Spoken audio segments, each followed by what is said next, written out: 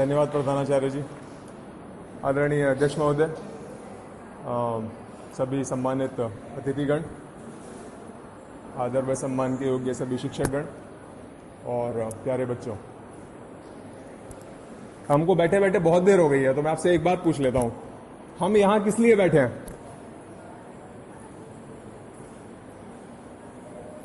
बताओ बताओ, किस लिए बैठे हैं?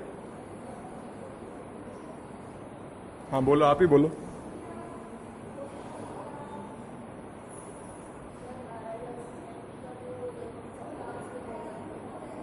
महाराजा अग्रसेन जी के बारे में,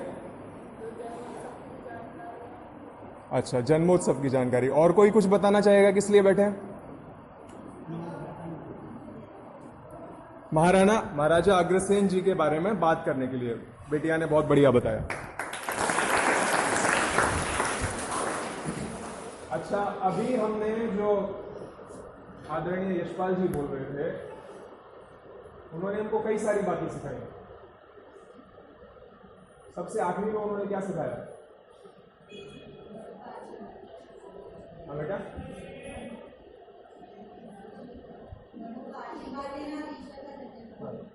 तो सबसे आखिरी में जो उन्होंने सिखाया कि हमारे अंदर असीमित शक्तियां होती हैं और उन असीमित शक्तियों का उपयोग करके कम समय में भी हम बहुत ही बढ़िया काम कर सकते हैं। ठीक, अब ये बात उन्होंने सिखा दी तो हम इसको सीखेंगे क्या? कौन कौन सीखेगा? सभी सीखना चाहेंगे, है ना? अच्छा, अगर ये इस बात की बजाय कोई और बात सिखा देते, कोई उल्टी बात सिखा देते, तो हम उसको सीखते क्या? सामने सामने कह रहे हो आप नहीं सीखते, पर हम उसको भी सीख जाते। क्यों? क्योंकि हमारा मस्तिष्क है ही ऐसा कि जो इसको सिखाया जाए ये उसको सीखने के लिए ही बना है। और विशेष रूप से आपकी आयु, इस आयु में इसको कहते हैं इवॉल्विंग ब्रेन। जो मस्तिष्क जो है उसका साइज, उसके जो न्यूरॉन्स हैं वो अपना स्ट्रक्चर ले रहे होते हैं। वहां पर जो ब्रेन के अंदर जो स्ट्रक्चर है वो बन रहा होता है, सूचना हम इकट्ठी कर रहे होते हैं। तो जो हमको सिखाया जाएगा वो हम सीख ही जाएंगे। तो इसलिए अगर वो कुछ गलत सिखाते तो हम उसको सीखते क्या? सीखते, निश्चित रूप से सीखते। वो अलग बात है, कहीं और से हम उसका कुछ काउंटर आर्ग्यूमेंट भी हमको मिलता, फिर ईश्वर ने हमको क्या दिया? बुद्धि दी है। बुद्धि उसका विश्लेषण करती। अगर बुद्धि की स्थिति ठीक है तो इनकी बात मान लेंगे, अगर बुद्धि की स्थिति ठीक नहीं है तो उनकी बात मान लेंगे। अब इसको प्रूव कैसे करेंगे? क्योंकि हम अपने आसपास अच्छे लोग भी देखते हैं, बुरे लोग भी देखते हैं, अंधे को सड़क पार करवाने वाला भी देखते हैं और अंधे की चेन स्नैच करने वाला भी देखते हैं। इसका मतलब हम अच्छाई और बुराई क्या कर रहे होते हैं? बोलो बोलो, बोलने का ही काम है आपका। क्या कर रहे होते हैं? दोनों को सीख रहे होते हैं। अब मैं फिर से अपने मूल प्रश्न के ऊपर वापस आता हूं कि हम यहां क्यों बैठे हुए हैं। हम यहां इसलिए बैठे हुए हैं क्योंकि हम अभी सीखने की अवस्था में हैं। और हमको सिखाने वाला सबसे बढ़िया व्यक्ति कौन हो सकता है? शिक्षक हो सकते हैं। तो शिक्षक के पास में ज्ञान होता है, अपना अनुभव होता है ना? वो हमको अच्छी अच्छी बातें बता सकते हैं। तो ये तो वो शिक्षक हैं जो आज को दिखाई दे रहे हैं। अब ऐसा तो है नहीं कि इनसे पहले कोई नहीं हुआ। इनसे पहले कौन हुआ? इनसे पुराने शिक्षक, उनसे पुराने शिक्षक। तो इसका मतलब जब से ये संसार बना है तब से कुछ लोग ऐसे होते आए हैं जिनका चरित्र, जिनके गुण बहुत ही महान रहे हैं। तो क्या हमको उनसे सीखना चाहिए कि नहीं सीखना चाहिए? सीखना चाहिए। सीखना चाहिए। तो मैं फिर से पूछता हूं कि हम यहां क्यों बैठे हुए हैं? किससे सीखने के लिए? महाराजा अग्रसेन जी से सीखने के लिए। क्यों? क्योंकि आज इस सप्ताह में हम उनका जन्म जयंती मना रहे हैं। तो हमको उनसे जो कुछ सीखा जा सकता है इस सप्ताह में, वो हमको सीखने का पूरा प्रयास करना चाहिए। क्यों करना चाहिए? अब आपकी जो टीचर है, कोई मैथ्स की टीचर होंगी तो आपको सिर्फ मैथ्स ही बता पाएंगी, राइट? संस्कृत नहीं बता पाएंगी। जो संस्कृत के टीचर है वो आपकी मैथ्स में हेल्प नहीं कर पाएंगे। तो सभी लोगों में सभी विशेषताएं नहीं होती हैं। महापुरुषों के साथ में भी वो स्थिति है। उनके जो विशेष गुण हैं उनके समय में वो उनसे मुझसे सीख लेने चाहिए। जब किसी दूसरे महापुरुष की बात आए तो उनको याद करके उनके गुण उनसे हमको सीख लेने चाहिए। ठीक, तो ये समय क्या होगा, ये सप्ताह थोड़े दिनों बाद, 7 दिन बाद क्या हो जाएगा, निकल जाएगा। निकल जाए तो हमारी सीखने का जो अवसर है वो क्या होगा, निकल जाएगा। तो हमको इस अवसर का लाभ लेना चाहिए कि नहीं लेना चाहिए? लेना चाहिए। तो महाराजा अग्रसेन जी के बाद में आदरणीय गोयल जी बता रहे थे कि उन्होंने अपने समय में जो व्यवस्था बनाई, उस व्यवस्था में उनके राज्य में जो भी नया व्यक्ति आता था, उस नए व्यक्ति को क्या क्या दिया जाता था? 1 ईंट और 1 रुपया दिया जाता था। अच्छा, क्यों दिया जाता था? बोलो बेटा, क्यों दिया जाता था? अच्छा ठीक, बहुत बहुत बढ़िया, बैठ जाओ, बहुत सुंदर। देखो, जब हम सुनते हैं ना तो हमारी अटेंशन बहुत अच्छी रहती है, और जब बोलते हैं तो हमारी अटेंशन और बढ़ जाती है। तो जिसको ज्यादा सीखना है वो बोलने का प्रयास करेगा। ठीक। अच्छा, ये 1 रुपया और ये 1 ईंट किसी विशेष व्यक्ति को दी जाती थी या सभी को दी जाती थी? तो सभी को देना अच्छा है, किसी किसी को देना अच्छा है? अच्छा, आज के समय में हम क्या कर रहे हैं, ये एक सुविधा मिली हुई थी राज्य की ओर से, सबके लिए मिली हुई थी। कोई भी आ जाए, छोटा आ जाए, बड़ा आ जाए, इस समुदाय से आ जाए, उस समुदाय से आ जाए, कोई भी आ जाए, सबको मिली हुई थी। आज के समय में हम क्या कर रहे हैं? ऐसा ही कर रहे हैं, इसका उल्टा कर रहे हैं। थोड़े दिनों बाद में आपको पता चलेगा, जब आप 12th क्रॉस कर जाओगे, कि हम कितना उल्टा कर रहे हैं।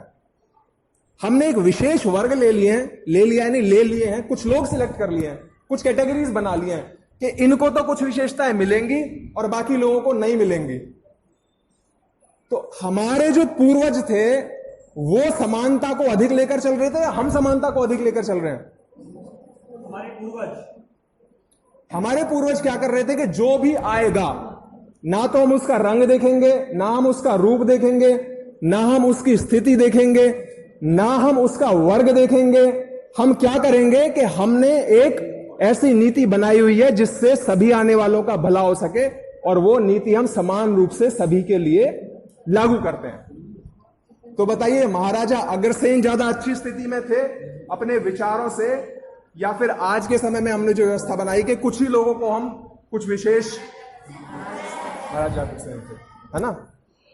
महाराजा अग्रसेन थे, बड़े व्यक्ति थे, इतने बड़े समाज के स्थापक थे। महाराजा अग्रसेन को कहा जाता है कि वो वैदिक समाजवाद के प्रवर्तक थे। समाजवाद क्या कहता है? कि जो कुछ है वो समाज का है, समाज के सभी वर्गों के लिए है। तो आज फिर हमने उल्टी व्यवस्था क्यों बना दी है कि कुछ के लिए है और कुछ के लिए नहीं है? तो अगर हम अपने महापुरुषों के बारे में नहीं जानेंगे तो सबसे बड़ी कमी हमारे जीवन में जो हो जाएगी वो ये हो जाएगी कि आज की जो व्यवस्था बनी हुई है, हम ये मान लेंगे यही एक बेंचमार्क है, इसके अलावा तो और कुछ हो ही नहीं सकता, है ना? हम ये पता ही नहीं चल पाएगा हमको कि इससे भी अच्छी व्यवस्थाएं कुछ हो सकती हैं। इसीलिए आदरणीय यशपाल जी ने कहा, अपनी टेक्स्ट बुक्स तो पढ़ो, लेकिन अपनी टेक्स्ट बुक्स के बाहर जो किताबें हैं उनको भी रोज 1-1, 2-2 पन्ने जरूर पढ़ते रहो। जैसे कि महाराजा अग्रसेन की किताब के ही पन्ने आप अगर पलट लोगे तो उसमें से आपको ये इतनी गूढ़ बात जानने को मिल जाएगी कि आज के समय में जो व्यवस्था बनी हुई है ये कोई सर्वश्रेष्ठ व्यवस्था नहीं है। उन्होंने अपने समय जो व्यवस्था बनाई इससे कहीं बढ़िया व्यवस्था थी। उनके पूर्वजों ने जो व्यवस्था बनाई, उनके समकालीन और राजाओं ने जो व्यवस्थाएं बनाई, वो कहीं और बढ़िया व्यवस्थाएं हो सकती हैं।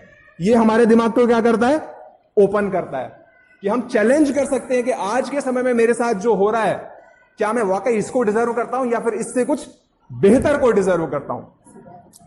तो इसलिए हमको हमारे शिक्षकों से, हमारे इमीडिएट पूर्वज, हमारे माता पिता से और हमारे जो उनसे पुराने पूर्वज हैं उनसे सीखने की जितनी कोशिश कर लें बचपन में, उतना हमारे लिए हमेशा फायदेमंद रहेगा। पहली बात।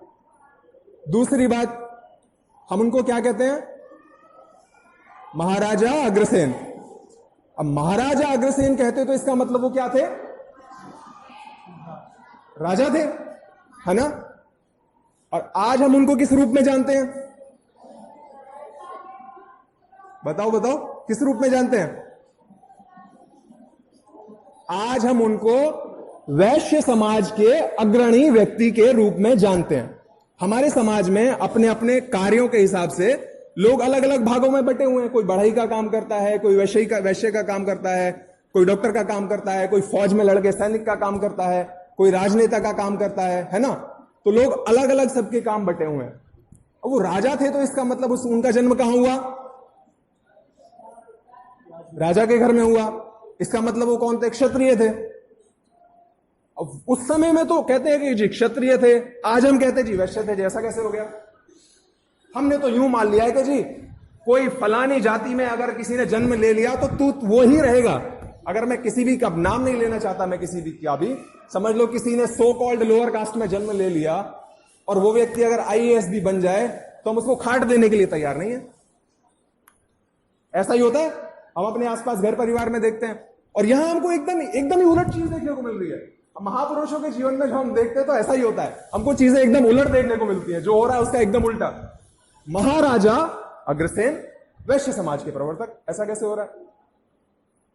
अब यहां पे दो चीजें निकल कर आएंगी, तो मैं पहली चीज को पहले लेता हूं। महाराजा अग्रसेन, उन्होंने क्षत्रिय कुल में जन्म लिया, बहुत बढ़िया राजा बने, वो बहुत कुशलता से उन्होंने शासन चलाया। किन्हीं कारणवश, उनमें मैं नहीं जाऊंगा, उनको ऐसा लगा कि इस कार्य क्षेत्र में रहने के बजाय अगर मैं व्यापार के क्षेत्र में आता हूं तो मैं संसार का अधिक उपकार कर पाऊंगा, राइट। इसलिए उन्होंने क्या किया, अपना कार्य क्षेत्र बदल लिया। हाँ, मैं सॉफ्टवेयर इंजीनियर हूं, ठीक है, अच्छी बात है, हूं, अच्छा ठीक है, मैं बच्चों को सिखा सकता हूं, अच्छा तो मैं सिखाता हूं, राइट। उन्होंने अपना कार्य क्षेत्र बदल लिया। अच्छा, कार्य क्षेत्र बदल लिया, कार्य क्षेत्र बदलते ही उनका क्या हुआ? उनकी पहचान वही बनी रही कि बदल गई? उनकी पहचान बदल गई, सिंपल। क्षत्रिय व्यक्ति कुछ और काम करने लग जाए, उसकी पहचान बदल जा रही है। इससे क्या पता चलता है? हमारी पहचान हमारे जन्म से नहीं होती है। हमारी पहचान किससे होती है? हमारे कर्म से होती है। जो हम आज के समय में कर रहे हैं वो हमारी पहचान है। कोई सो कॉल्ड लोअर कास्ट व्यक्ति अगर आईएएस बन जाता है तो वो अपनी आईएएस की रेस्पेक्ट डिजर्व करता है। आरक्षण को एक तरफ हम एक बार को एक तरफ हटा देते हैं, वो अपनी रेस्पेक्ट डिजर्व करता है। कोई डॉक्टर बन जाता है वो अपनी रेस्पेक्ट डिजर्व करता है, राइट। तो हमको इससे जो शिक्षा मिलती है वो शिक्षा हमको ये मिलती है कि हम अपने आसपास जितने भी लोग हैं, हमारे मित्र हैं, हमारे टीचर हैं, समाज में और भी लोग हैं, सबको हम समानता की दृष्टि से देखें। क्यों? क्योंकि जन्म तो किसी को कहीं भी मिल सकता है। उस जन्म के लेने के बाद में हम कहां पहुंचते हैं ये हमारी योग्यता के ऊपर निर्भर करता है। ठीक बात?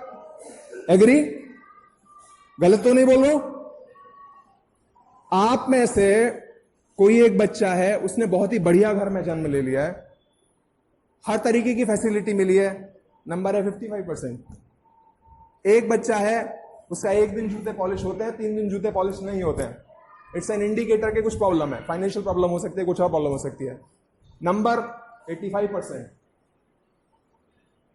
As a student who is more valuable? किसका मूल्य अधिक है एक विद्यार्थी के रूप में?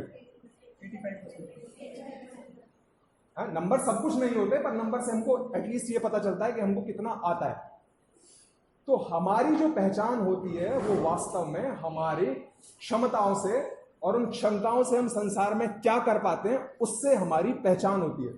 तो अगर हम कहीं गर्व के भ्रम में फंस जाते हैं कि अपने जन्म की वजह से मैं ये हूं, तो हमको उससे बाहर निकलकर एक्चुअलिटी में जीना चाहिए कि जो मैं करूंगा उसी से मेरी पहचान बनेगी। हम प्रैक्टिकल वर्ल्ड में भी देखते हैं और हमारे महापुरुषों का जीवन हमको साफ साफ कह रहा है। क्षत्रिय कुल में जन्म लिया, अपना कार्य क्षेत्र बदल लिया, तो वो वैश्य कहलाए, और वैश्य भी ऐसे कहलाए कि 5000 वर्ष बाद भी उनकी कीर्ति गई नहीं है, आज भी वो जीवित है।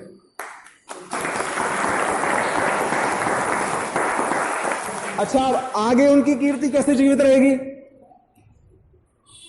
अगर हम रोज कहें, धूप बत्ती लगा दें और बोले महाराजा अग्रसेन की जय, और बाहर निकल जाए कहते हैं ओ फलाने इधर आ, तो बताओ उनकी कीर्ति जीवित रहेगी क्या? उनकी कीर्ति जीवित तब रहेगी जब उन्होंने जो हमको शिक्षाएं दी हैं, जो सामाजिक मूल्य उन्होंने स्थापित करे, अगर हम उनका पालन करते हैं और उनको एक दिन भी धूप बत्ती ना दिखाएं, तो उनकी कीर्ति अपने आप जीवित रहेगी। क्योंकि उनकी कीर्ति धूप बत्ती के धुएं से नहीं फैलेगी, उनकी कीर्ति समाज के लोगों के बीच में उनके मानने वालों का आचरण कैसा है, इसकी वजह से उनकी कीर्ति फैलेगी।